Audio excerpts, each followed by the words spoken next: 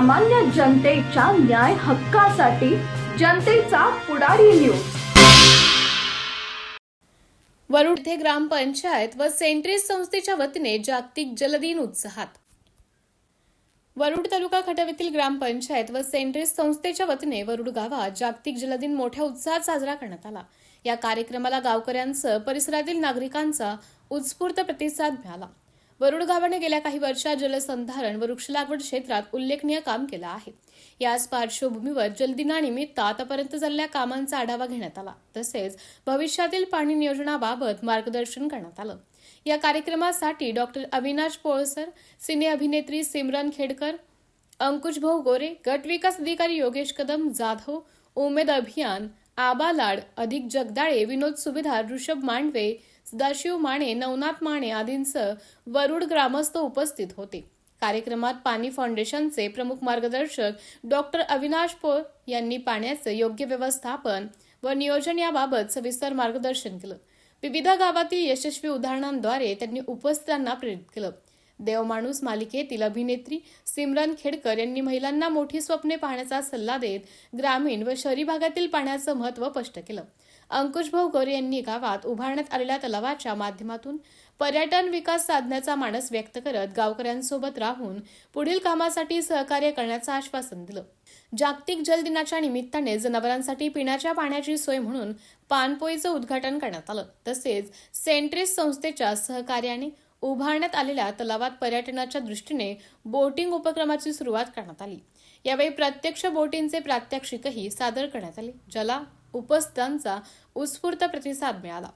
कार्यक्रमात खटाव पंचायत समिती व जिल्हा परिषद प्रशासनाच्या सहाय्याने पर्यटन विकास करण्यासाठी प्रयत्न करू असं मत योगेश कदम यांनी व्यक्त केलं। कार्यक्रमाचं निवेदन प्रसाद जगदाळे यांनी केलं, तर अरुण इमानदार यांनी आभार प्रदर्शन केलं।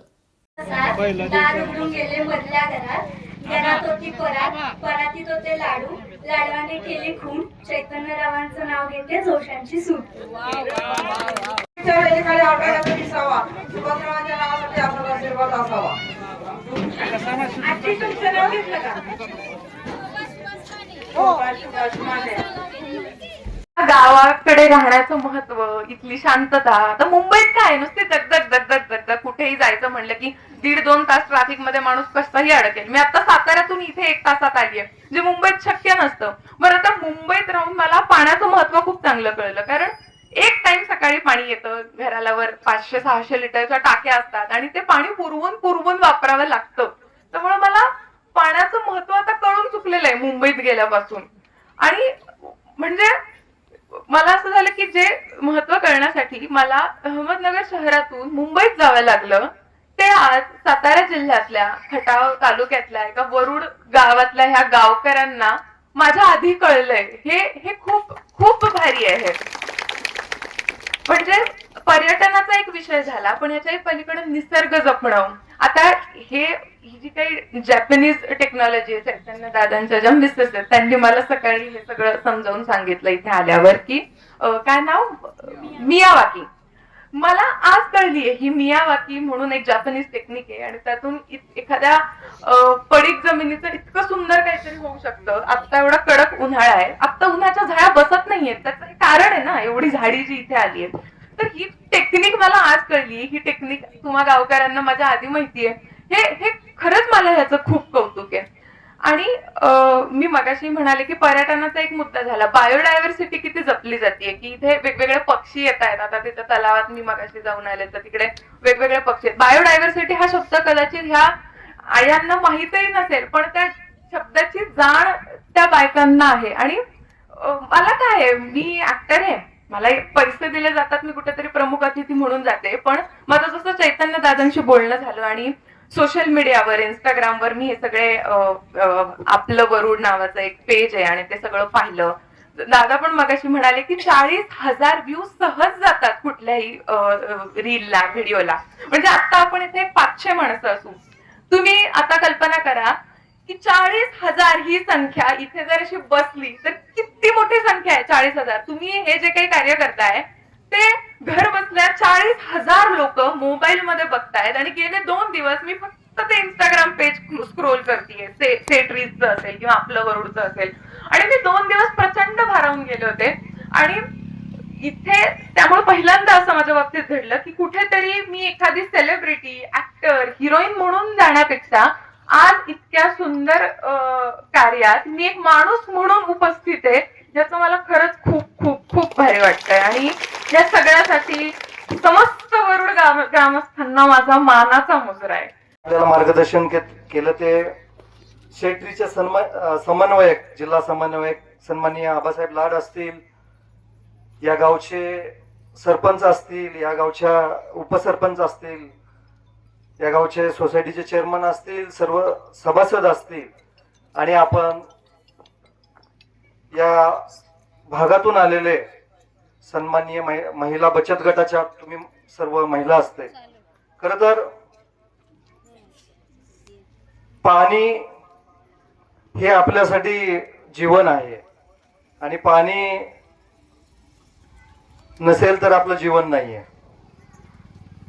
आणि पाण्यासाठी आपण एक 10-15 वर्षापूर्वी या मान खटावला खर तर दुष्काळी म्हणून एक कलंक लागलेला होता. आपण सर्वजणांना आपल्याला माहिती आहे की या 10-15 वर्षामध्ये आपल्या सर्वांचे नेते सन्माननीय जयकुमार गोरे भाऊनी जे कटापूर असेल,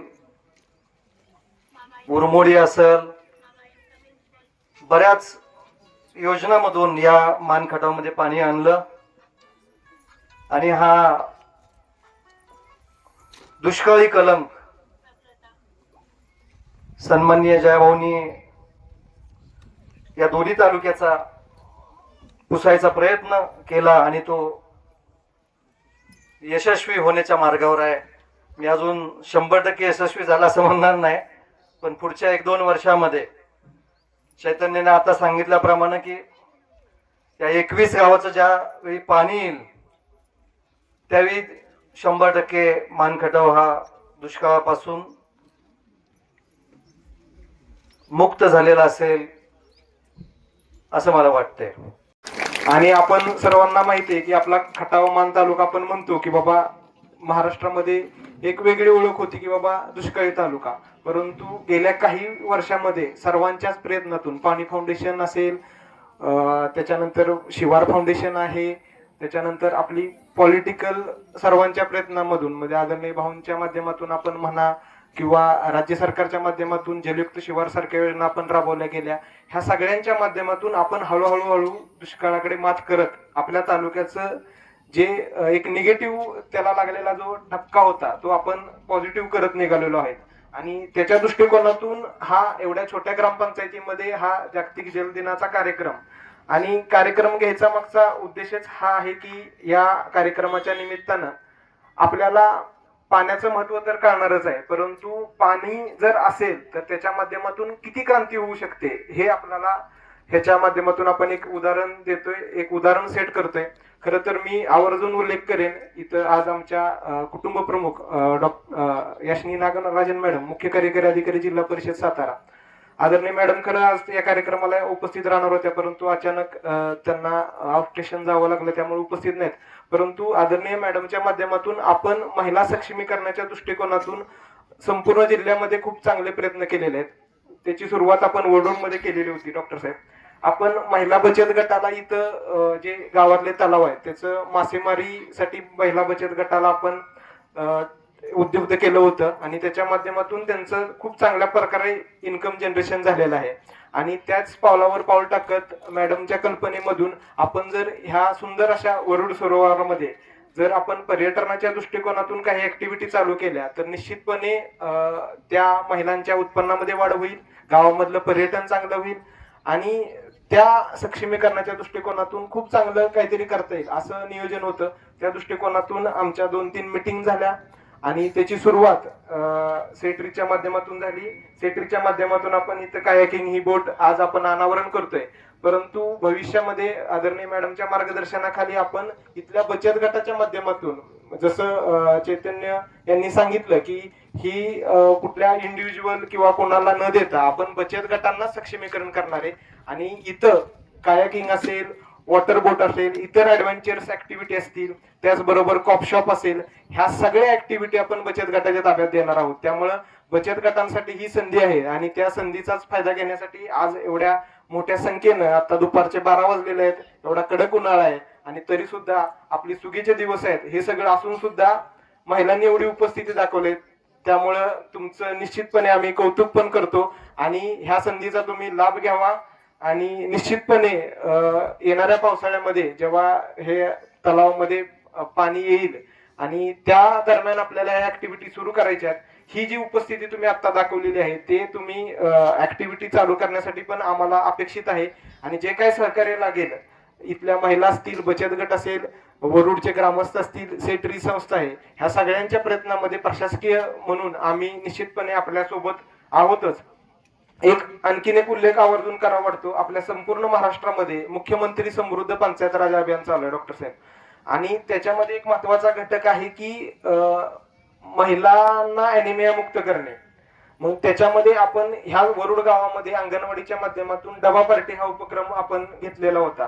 डबा पार्टीमध्ये आपण ज्या अॅनिमियाग्रस्त महिला आहेत, ज्यांचं हिमोग्लोबिन कमी आहे, अशा महिलांना आपण चेकिंग करून आपल्या अंगणवाडीमध्ये त्यांना बोलवलं आणि अंगणवाडीमध्ये एकत्र बसून त्यांनी त्यांचा डबा घेऊन यायचा. अंगणवाडीच्या माध्यमातून गुळ, शेंगदाणे, राजगिऱ्याचे लाडू, म्हणजे ज्या गोष्टीतून हिमोग्लोबिन वाढते अशा गोष्टी अंगणवाडीच्या माध्यमातून आपण उपलब्ध करून दिल्या.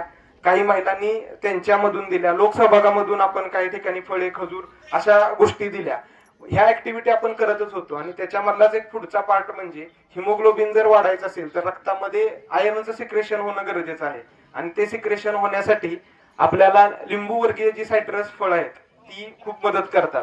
आजचा हा जलदिनाचा कार्यक्रमाचे औचित्य साधून आपण नाविन्यपूर्ण उपक्रम म्हणून ह्या कार्यक्रमाला ज्या महिला भगिनी उपस्थित आहेत त्यांच्यासाठी आपण सेट्रीच्या माध्यमातून सर्वांना एक लिंबाचं झाड देतोय.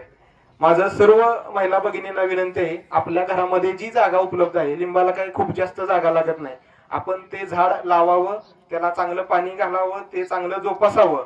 आणि जे लिंबू येणार आहे त्याचा आहारामध्ये, तुमच्या रोजच्या आहारामध्ये लिंबाचा समावेश पाहिजे. कारण तुम्ही अख्ख्या कुटुंबाचा डोलारा पेलत असता आणि तो डोलारा पेलत असताना तुमच्या तब्येतीकडे तुमचं दुर्लक्ष होत असतं.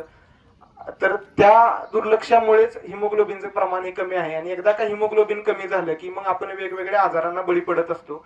तर आपलं आरोग्य चांगलं राहण्याच्या दृष्टिकोनातून हा नाविन्यपूर्ण उपक्रम आपल्या वरुड ग्रामपंचायत आणि सेट्रीज यांच्या संयुक्त विद्यमानाने घेतलेला आहे. या उपक्रमाचं सुद्धा मी खूप खूप कौतुक करतो आणि खूप खूप शुभेच्छा देतो. सर्वांनी हेच मौल्यवान पाणी, नसेल थेंबही उरला, नसेल थेंबही उरला तर येईल काळाची साया, सांभाळा ही संपत्ती, तीच आहे निसर्गाची माया. आटीतील विहिरी नद्या, आटीतील विहिरी नद्या, जर न जपले थेंब आज, उद्याच्या भविष्यासाठी पाळावे जलसंवर्धनाचे काज. पाणी वाचवा थोडे, नको वाया घालू दिवस येतील थोडे. जागतिक जलदिनी घ्यावा एकच ध्यास, पाणी वाचवूनच करूया पुढील जीवनाचा प्रवास. एक छोटीशी ज्योत प्रतीक म्हणून काम करत असते, थोडासा का होईना परंतु अंधार दूर करत असते. खऱ्या अर्थानं प्रत्येकाच्या आयुष्यातील महत्वपूर्ण मानला जाणारा घटक म्हणजे पाणी. आणि पाण्याची चळवळ ज्या अवलियानं महाराष्ट्रभर उभी केली, अर्थातच पाणी फाउंडेशनच्या माध्यमातून महाराष्ट्रभर मार्गदर्शक म्हणून खऱ्या अर्थानं ज्याने आपली संपूर्ण वेळ या पाण्यासाठी दिली, संपूर्ण महाराष्ट्राच्या कानाकोपऱ्यात जाऊन, डोंगर दऱ्यामध्ये जाऊन, सह्याद्रीच्या कुशीत जाऊन खऱ्या अर्थानं ज्या व्यक्तीनं, ज्या व्यक्तिमत्वानं आपला संपूर्ण वेळ या समाजासाठी दिला, पाण्यासाठी दिला, अशा तुम्हा सर्वांचे लाडके आजच्या कार्यक्रमाचे प्रमुख अतिथी डॉक्टर अविनाश पोळ सर यांचं टाळ्या वाजून मी स्वागत करतो. त्यांना विनंती करतो, आपण लक्षात येते का? म्हणून जाळू नका, म्हणून जाळू नका, जमीन सांभाळा. दाणे मातीतच तयार होणार आहेत. कसं तुम्ही ऐकलं, सोयाबीनचं दाणं तयार करणारा सातारा MIDC कारखाना चालू झालाय, झोपा आता निवांत. ऐकलं का? नॅनो कारखान्यात तयार केलं, दाना शेतातच तयार होणार. आणि तुम्ही जर टिकला नाही तर देश टिकणार नाही. तुम्ही टिकला नाही तर देश टिकणार नाही. आज ऑपरेशन 4 तास उभा राहून डॉक्टर करतात की सकाळचा नाश्ता करतोय म्हणून. त्याला नाश्ताच नाही मिळाला तर चालव का तरी? कुठनं चालवणार आहे का त्यात? नाही. म्हणून तुम्ही आमच्या दृष्टीनं, समाजाच्या दृष्टीनं खूप महत्वाचे आहात. आणि म्हणून तुमची इंडस्ट्री ही शेती आहे. आणि ह्या शेतीमध्ये पाणी आणि माती ह्या 2 गोष्टी टिकल्या पाहिजेत. पाणी आणि माती जर टिकल्या, त्या एकात एक हात घालून आहेत. माती टिकली तर पाणी टिकणार आहे, माती टिकली तरच पाणी टिकणार आहे. म्हणून आजच्या जलदिनी आपण नुसती जलसंवर्धनाची शपथ न घेता माती सुधारण्याची आणि माती संवर्धनाची शपथ घेऊ.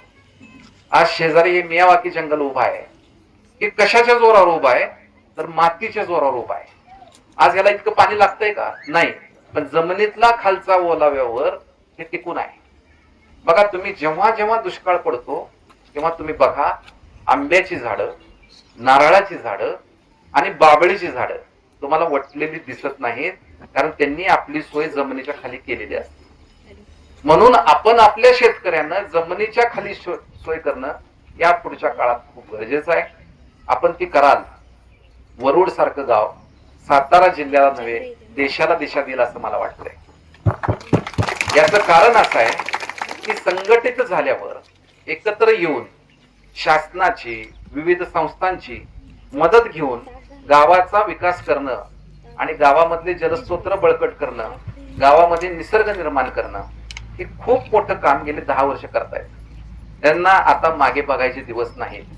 कारण जर मुलगी चांगली असेल आणि आपण पाहायला गेलो, आवडली आपल्याला, तर आपण पत्रिका जुळत नसली तरी लग्न करतो, बरोबर? पाहुण्यात बसत नसलं तरी लग्न करतो. याचं कारण त्या कुटुंबाचा, त्या मुलीचा आपल्याला स्वभाव आवडलेला असतो. मला वाटतं की आज शासनाला असेल, स्वयंसेवी संस्थेला असेल, राजकारण्यांना असेल, अनेकांना वरुड ही देखणी मुलगी वाटते आहे. त्यामुळं प्रत्येक जण येऊन सोयरीक करायचा प्रयत्न करतायत. तर अशा देखण्या मुली महाराष्ट्रात अनेक ठिकाणी तयार व्हाव्यात आणि त्या आपल्या इथं उपस्थित असलेल्यांच्यातनं जास्त व्हाव्यात असं मला वाटतंय. सामाजिक, सांस्कृतिक, कृषी, शैक्षणिक क्षेत्राबरोबरच खास राजकीय क्षेत्रातील रोजच्या नवनवीन घडामोडी पाहण्यासाठी जनतेचा पुढारी न्यूज लाईक करा, शेअर करा, सबस्क्राईब करा. धन्यवाद.